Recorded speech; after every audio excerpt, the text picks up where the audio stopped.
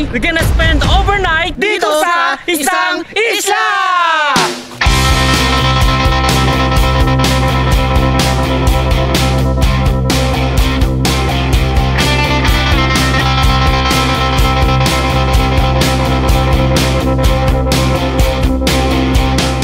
Sa aming patuloy na paghahanap ng mga gandang lugar dito sa San Jose, Occidental Mindoro ay natuklasan namin ang isang hugis bilog na isla na kung tawagin ay White Island. Kaya nagdesisyon kami na mag-overnight sa islang ito para makita ang ganda at maikot namin ang buong isla. Let's go. Ready ka na? Ready na ako sumabak sa init. Pero bago kami pumunta sa White Island ay bumili muna kami ng aming mga kakailanganin at mga pagkain. Hello, hi! 5 piraso lang ito. Yung jumbo na. Kakaiba talaga ang experience namin dito sa San Jose Occidental Mindoro. Bukod sa napakaganda ng mga lugar dito, ay napakababait din ng mga tao. Magkano po yan? 35. Isa lang po. Ay, isa lang. Opo, mag-iihaw lang po kami ng karne. Pagkatapos naming mabili ang lahat ng aming kakailanganin ay dumiretso na kami sa tabing dagat para doon kami sumakay ng bangka papunta sa isla. So guys, nandito tayo ngayon ulit sa isang tabing dagat. So kita nyo, yun yung islang pupuntahan natin. So doon tayo mag-overnight. Hopefully okay yung lugar. Hindi natin alam, wala kaming idea kung ano yung tsura ng lugar. Pero sana okay. Meron tayong tutuluyan doon at meron tayong sisilungan. Pero may dala naman tayong tent. So samahan nyo kami sa aming journey overnight dito sa isang puting isla na hugis bilog talaga siya as in guys. So tara, makikita nyo at papakita din namin sa inyo.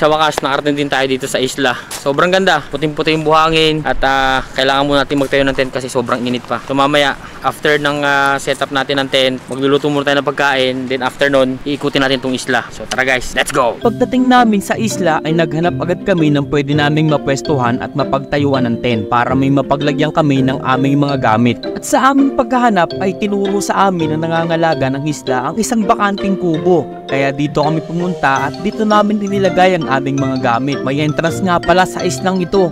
50 pesos kapag hanggang umaga lang at 100 pesos per person kapag mag-o-overnight kayo. Nakapagod guys, sobra. Pero sulit, napakaganda. At dahil sa init ng araw ay nakaramdam na kami ng gutom. Kaya nag-prepare muna kami ng aming kakainin para sa tanghalian namin dito sa isla. So guys, yun yung ating first step na kailangan gawin dito sa isla. Kailangan nating mag-prepare ng ating pagkain kasi gutom na kami. Galing sa biyahe, grabe, sobrang lakas ng alon. Pagbiyahe namin sa bangka, prepare lang natin yung pagkain natin. And then, mag-iihaw tayo ng liempo at ng tilapia. Sarap! Habang kami ay naghahanda ng aming pagkain, ay nilapitan kami na nagbabantay ng isla. At nagulat ako dahil pinahiram niya kami ng solar na ilaw. Dudes, may ilaw si kuya. Guys, oh, tingnan nyo naman, saan kayo nakakita ng isla? Kompleto. May solar system. Diba? Lupit. Dipindot. Yun o! Jeez! Hindi natin mapifeel lang dito sa isla. Feel na feel natin, we're at home pa. Sobrang sarap. Mas maliwanag yun dyan. So ibig sabihin, may ilaw, walang lamok. Good! Tara, ihaw na tayo. Kuya, thank you. Kaya salamat! Give me something good. I get wasted on the thought of you. Head is spinning, I can't move. Smoky eyes in a groove. Luto na ang ating ulam! So guys, kain na. Pero bago tayo magsimulang kumain, tayo muna mag-pray. Amen. Let's eat!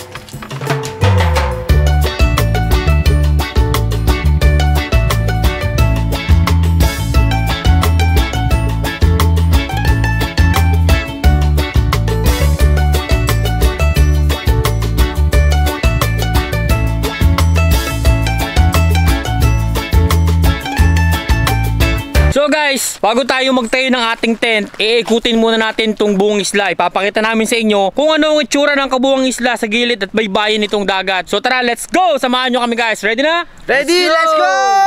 So guys, kami lang tao rito. Walang ibang tao dito as in. So ikutin namin yung buong isla. Papakita namin sa inyo kung gaano kaganda. Bilog siya actually. Pero syempre pag nandito kayo sa mismong lugar, hindi nyo makikita o mararamdaman na bilog yung iniikot natin. Pero ang ganda itong islang to, no? Parang nasa gitna talaga siya ng dagat. Gitna talaga siya as in. Tapos ang ano pa niya, pabilog. Bilog na bilog. Galing ng pagkakagawa ng isla. Nagawa siya dahil sa...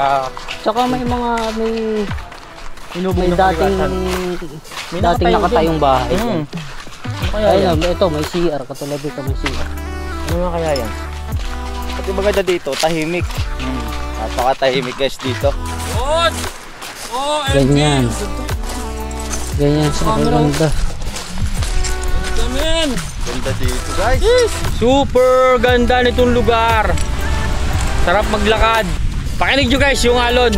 Super ganda as in. Sarap. Ganda ng sunset oh. Ganda nga oh. Ayan oh. Puting-puti. Puting-puti yung hangin. Sarap dito guys. So kung gusto nyo pumunta rito, dito lang to sa may San Jose Occidental Mindoro. Itong bilog na isla na to. Super tahimik. Pwede kayo mag-overnight katulad ng ginawa namin ngayon. Sobrang ganda as in. Napakalupit ng lugar na to. Imagine oh.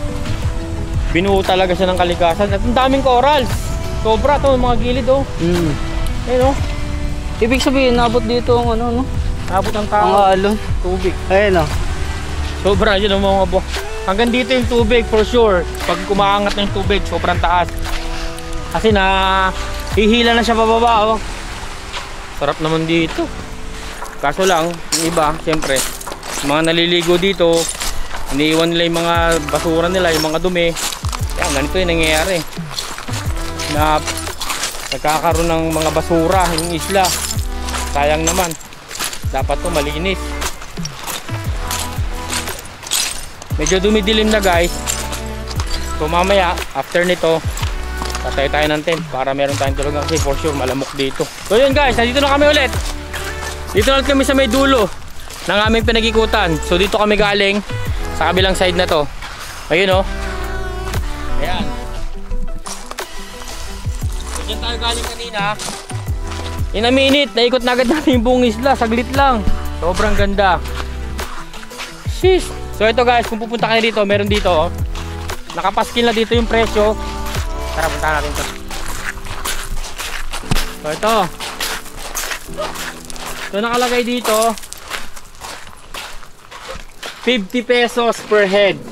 So yung cottage dyan, meron niya yung mga kubo-kubo lang 300 pesos. So goods na goods, sobrang ganda.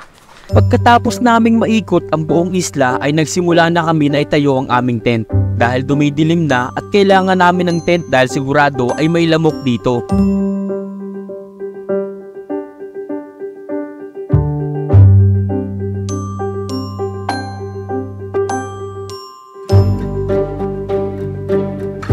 Yun, goods na. May tent na tayo guys. Ganda naman ang tent nyo. Saan nyo nabili yan? Yun o, merong isang maliit, merong isang mas malaki na tent. Ganda nito guys oh. So dyan tayo matutulog mamaya kasi baka lamukin tayo pag doon tayo natulog sa kubo. So dito tayo much better. Mas okay dito guys. Nang sumapit na ang dilim ay gumawa na kami ng bonfire para mawala ang lamok at syempre maramdaman namin ang feeling na nasa tabing dagat kami habang pinapanood namin ang apoy ng aming bonfire. So guys, meron na tayong bonfire. Kita nyo. Nice one. Wala nang lamok. Marami sa atin na halos naging busy na sa buhay dahil sa paghahangad ng mga material na bagay at nalilimutan na makakita ng iba't ibang lugar. Nalilimutang maramdaman at mapagmasdan ang kagandahan ng kalikasan. Saglit lang tayo mabubuhay dito sa mundo, kaya huwag nating sayangin dahil lang sa mga material na bagay na alam naman nating kumukupas at nasisira pagdating ng panahon. Don't wait for the memories to come.